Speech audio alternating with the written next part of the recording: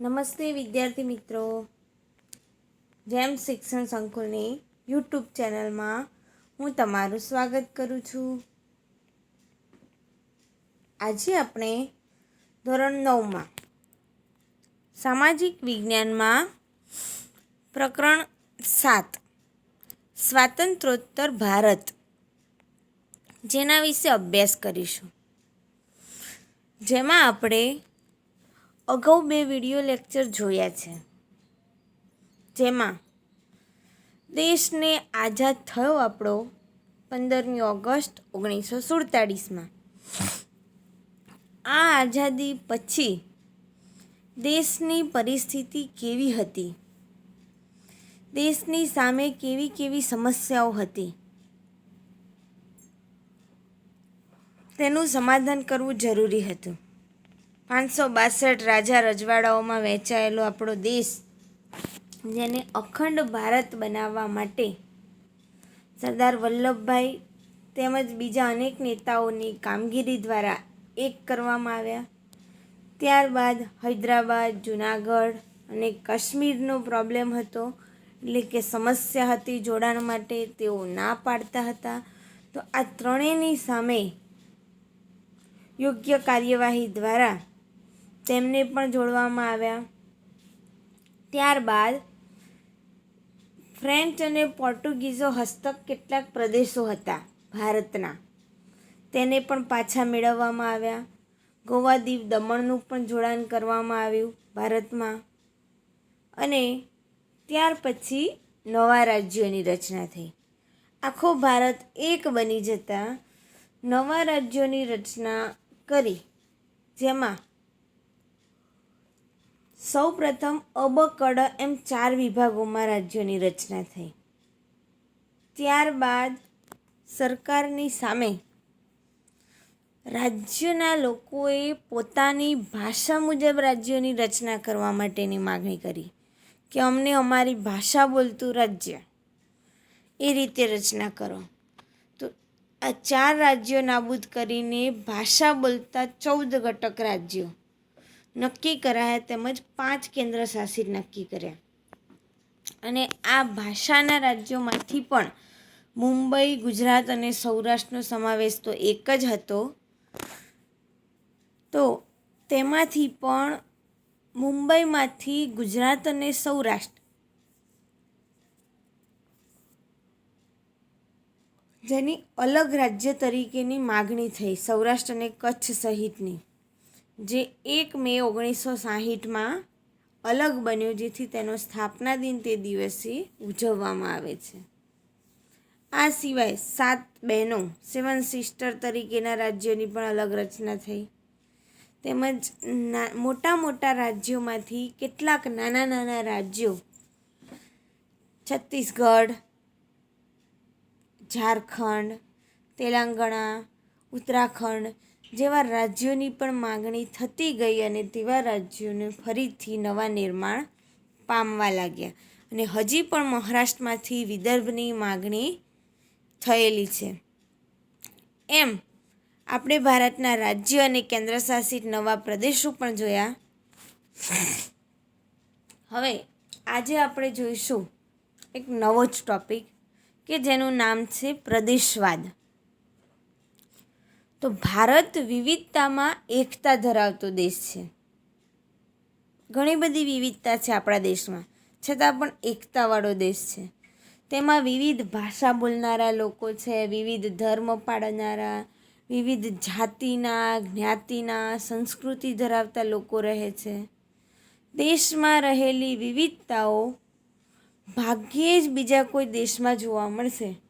એટલે કે આપણા દેશમાં જે વિવિધતા જોવા મળે છે, તેવી વિવિધતા બીજા કોઈ દેશમાં જોવા મળતી નથી.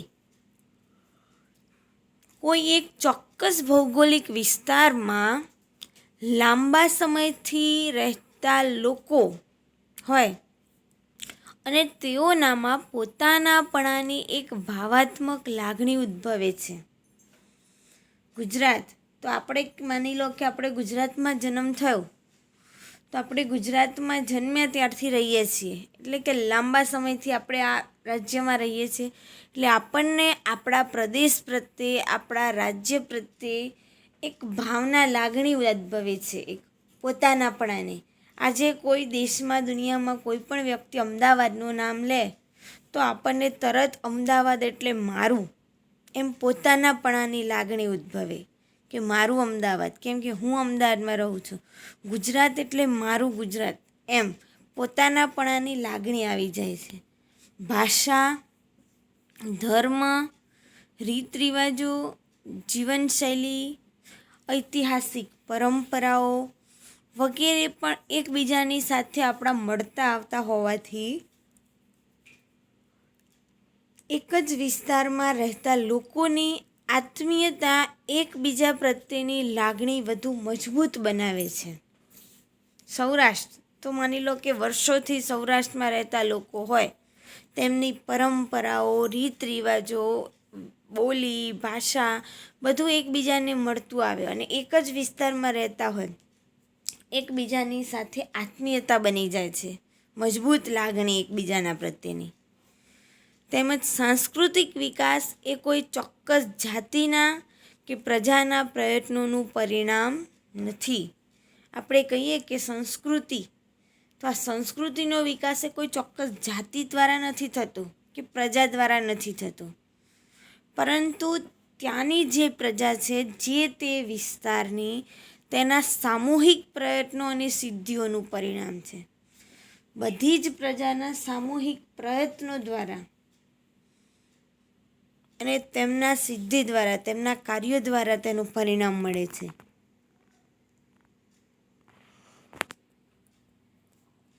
પ્રદેશવાદને ઉત્તેજન આપવા કે તેનો વ્યાપ વધારવા, એટલે કે આ પ્રદેશવાદને ઉત્તેજન આપવા માટે કે તેનો વ્યાપ વધારવા, વિસ્તાર વધારવા અમુક નેતા, આગેવાનો કે કેટલાક તોફાની તત્વો લોકોની લાગણીઓને બહેકાવવાની કામગીરી કરતા હોય છે. લોકોની જે લાગણી હોય તેને બહેકાવવા માટેની કામગીરી કરે. આમ પ્રદેશવાદની વૃત્તિઓને જગાડનારા અને ઉત્તેજિત કરનારા તથા બહેકાવનારા પરિબળોને દેશની રાષ્ટ્રીય એકતા માટે નુકસાનકારક છે. જે પ્રદેશવાદની વૃત્તિઓ જગાડે છે, ઉત્તેજિત કરે છે, બહેકાવે છે, તેમાં વધારો કરાવે છે, જાણે આવા જે લોકો છે તે દેશની રાષ્ટ્રીયતા તોડવા માગે છે, નુકસાન કરતા લોકો ગણી શકાય. વ્યક્તિનો વિકાસ સાધવા માટે મહત્વાકાંક્ષા હોય તે સારી વાત છે. એટલે કે વ્યક્તિનો વિકાસ કરવો હોય દરેક, તો તેના માટે મહત્વાકાંક્ષી બનવું એ ઘણી સારી વાત ગણાય, કે ઈચ્છાઓ ધરાવવી જોઈએ, મહત્વાકાંક્ષી જીવન જીવવું જોઈએ, તેને સિદ્ધ કરવા માટે પ્રેરણા પૂરી પાડવી જોઈએ. એટલે કે તેની ઈચ્છાઓને પૂર્ણ કરવા માટે પ્રેરણાદાયી બનવું જોઈએ. વળી અન્ય વ્યક્તિને નુકસાન ન પહોંચાડી શકાય. આપણે આવી ભાવનાથી પ્રદેશનો વિકાસ સર્વાંગી બની શકતો નથી. એટલે કે પ્રદેશનો સર્વાંગી રીતે વિકાસ તમે આવી બધી ભાવનાઓ રાખો તો ન બને. વળી જો ઉગ્ર સ્વરૂપ ધારણ કરે તો અનિષ્ટતા નોતરે છે.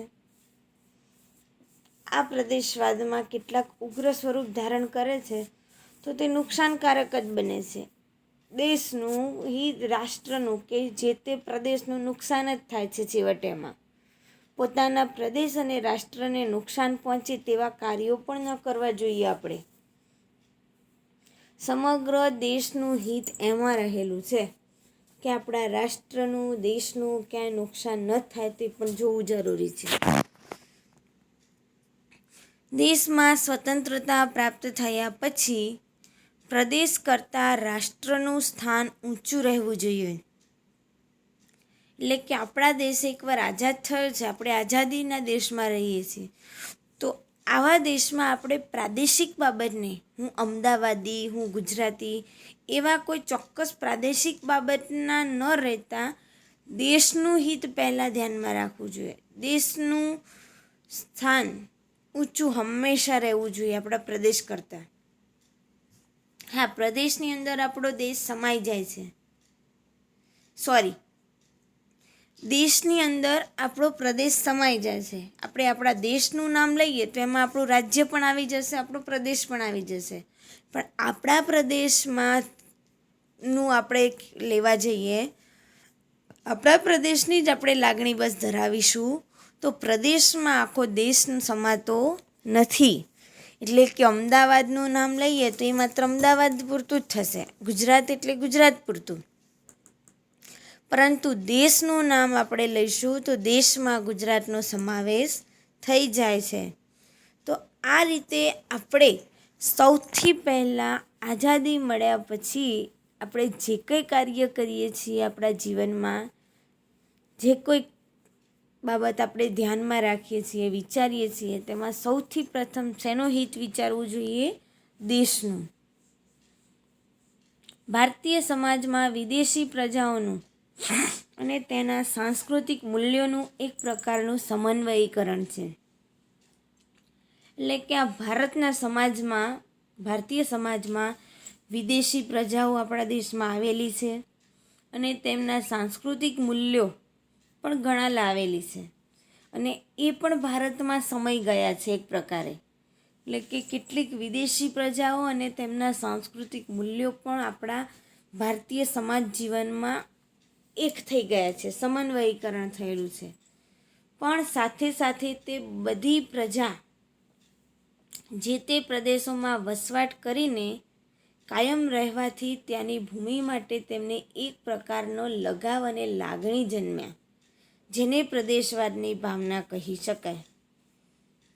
એટલે કે આપણી સંસ્કૃતિમાં, ભારતીય સંસ્કૃતિમાં વિદેશી સંસ્કૃતિ, તેના મૂલ્યો, તેની પ્રજાઓનું સમન્વય થયેલું છે. છતાં પણ આપણે જે વિસ્તારમાં, પ્રદેશમાં રહીએ છીએ, જેમાં કાયમી વસવાટ કરીએ છીએ, તે ભૂમિ માટે, તે પ્રદેશ માટે, તે જમીન માટે એક પ્રકારની લાગણી છે અને આ જે લાગણી છે તેને પ્રદેશવાદની ભાવના કહેવાય છે.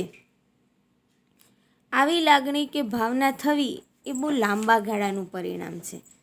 1-2 દિવસમાં કે 1-2 વર્ષમાં આવી લાગણી આપણે પરિણામતી નથી. સમય જતાં પ્રદેશવાદની લાગણીમાં સંકુચિતતા પેદા થવા લાગી છે. એટલે કે લાંબા સમય પછી આ પ્રદેશવાદની જે લાગણી છે એમાં સંકુચિતતા આવી જાય છે. પ્રદેશવાદના ઉદ્ભવ અને વિકાસ માટે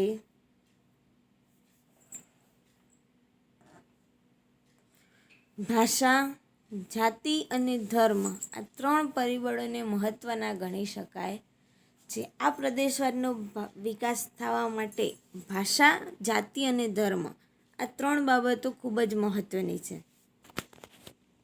તો એમાં આપણે પ્રથમ જોઈએ ભાષા. તો ભાષાવાદે પ્રાદેશિકવાદને ઉત્તેજન આપ્યું છે. ભાષાના કારણે આપણે જોઈએ તો ગુજરાત શેના કારણે એક છે? ગુજરાતી ભાષાના કારણે. તો આ રીતે ભાષા પણ પ્રાદેશિકવાદને ઉત્તેજન આપતું ખૂબ જ મહત્ત્વનું છે. ઉત્તર ભારતમાં હિન્દી ભાષા અને દક્ષિણ ભારતમાં બિન હિન્દી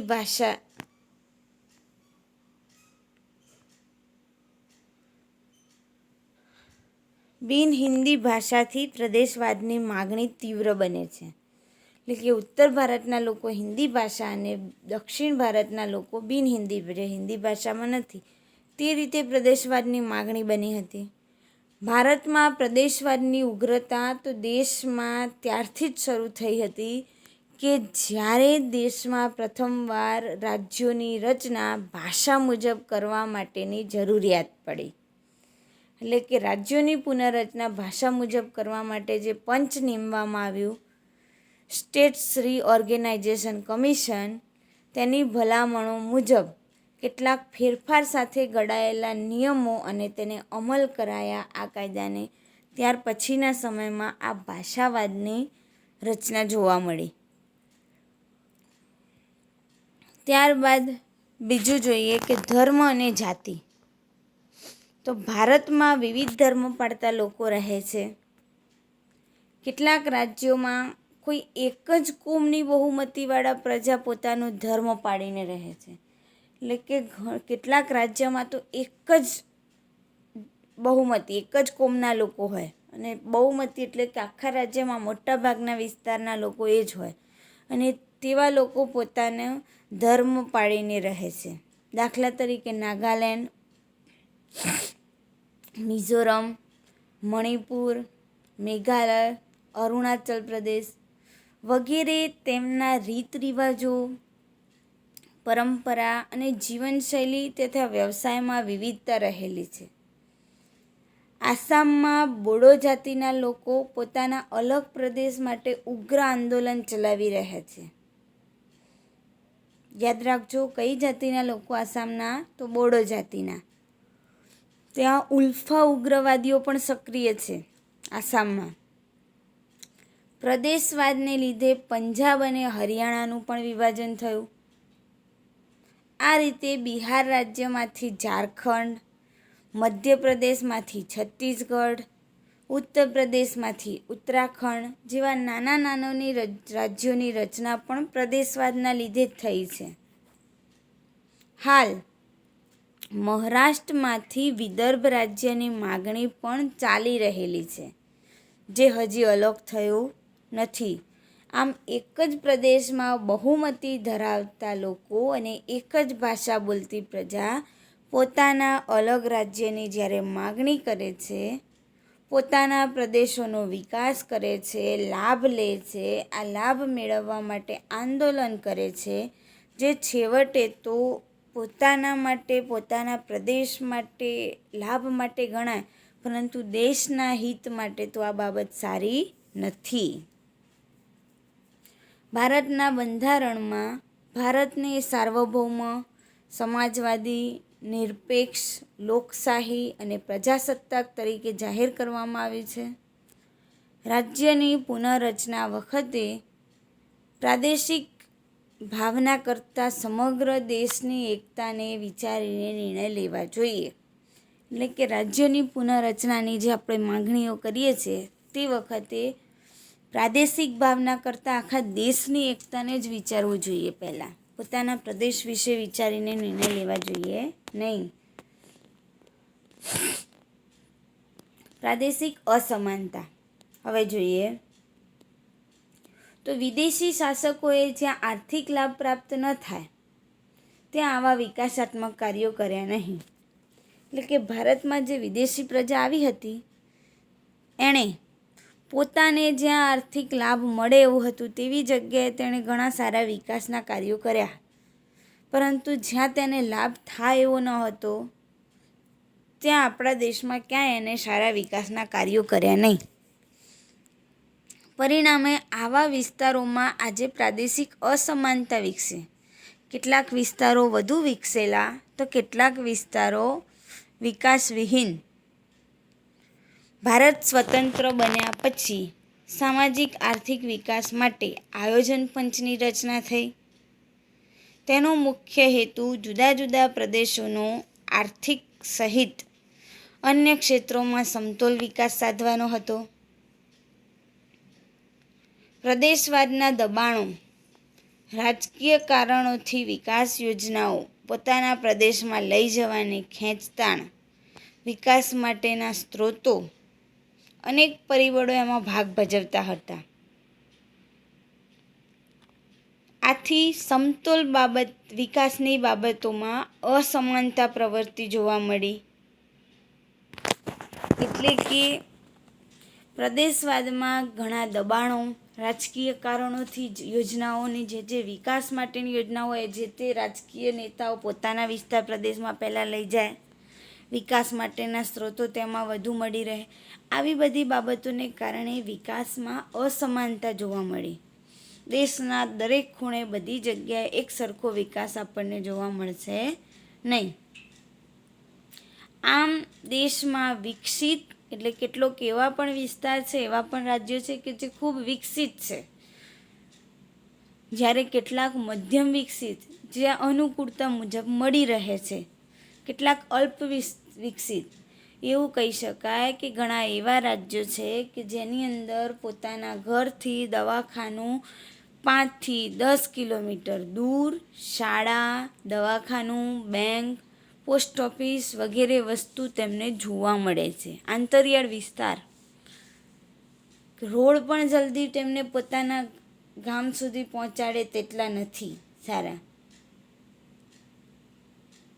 તેમજ સાધનોની વ્હીકલની સુવિધા પણ તેમની પાસે નથી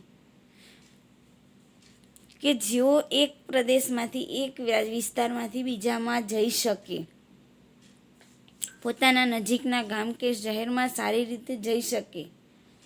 તો આવા અલ્પ વિકસિત રાજ્યો પણ છે. કેટલાક રાજ્યોના આંતરિક અને પ્રાદેશિક વિકાસમાં પણ અસમાનતા જોવા મળે છે.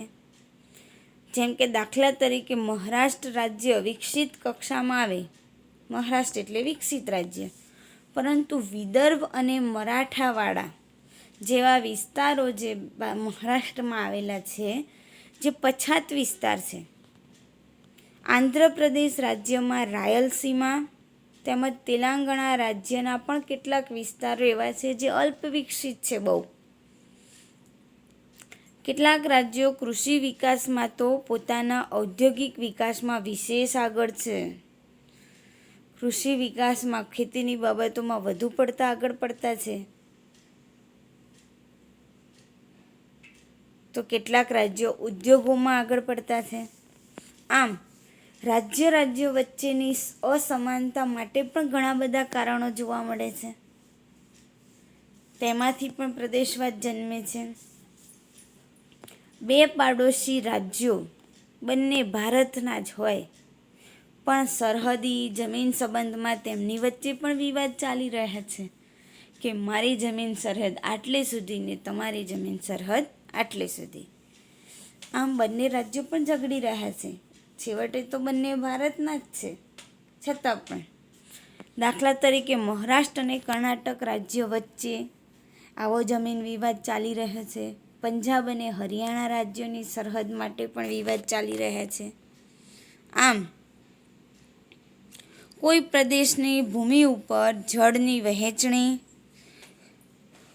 પાણીની વહેંચણી માટે, ખનિજ, જળ માટે તેમજ પાણી માટે, ઔદ્યોગિક કાચો માલ માટે તેમજ ખેતીની કૃષિ ક્ષેત્રની અનુકૂળતા પ્રમાણે પોતાને લાભ મળે તેવી સંકુચિત મનોવૃત્તિ કેટલીક જગ્યાએ જોવા મળે છે કે અમને પહેલાં લાભ મળે, હું પહેલાં લાભ મેળવી લઉં. આવી સંકુચિત મનોવૃત્તિ આ પ્રદેશવાદ અને પ્રાદેશિકતાની સંકુચિત ભાવનાના નજીવા સ્વાર્થને કારણે, આપણે મહત્વાકાંક્ષાને કારણે આપણા રાષ્ટ્રની એકતાને ખંડિત થાય છે, રાષ્ટ્રની એકતાને નુકસાન પહોંચે છે. દેશ સ્વતંત્ર બન્યા પછી આપણે આપણા પ્રદેશ કરતાં રાષ્ટ્રનું સ્થાન ઊંચું રાખવું જોઈએ. રાષ્ટ્ર વિશે પહેલાં વિચારવું જોઈએ. તે સ્વીકારી રાષ્ટ્રભાવનાનો વિકાસ વધારી રાષ્ટ્રની ગરિમા ઊંચું સ્થાન રહે અને આ સ્થાન જળવાઈ રહે તે માટેના પ્રયત્નો કરવા જોઈએ. તો વિદ્યાર્થી મિત્રો, આજે આપણો ટૉપિક આપણે અહીં પૂર્ણ કરીએ છીએ. આજના ચલાવેલા ટૉપિકમાંથી આવતા સ્વાધ્યાયના સવાલ જવાબ તમે નોટબુકમાં લખી શકો છો સારી રીતે. અને આવનારા નેક્સ્ટ વિડીયોમાં કયો ટૉપિક ચાલશે, તો આગળનો આ વિજ્ઞાન અને ટેકનોલોજી ક્ષેત્રે વિકાસ, તો તેના વિશે થોડુંક રિવિઝન એટલે કે એકવાર વાંચી લેવાનું. Thank you.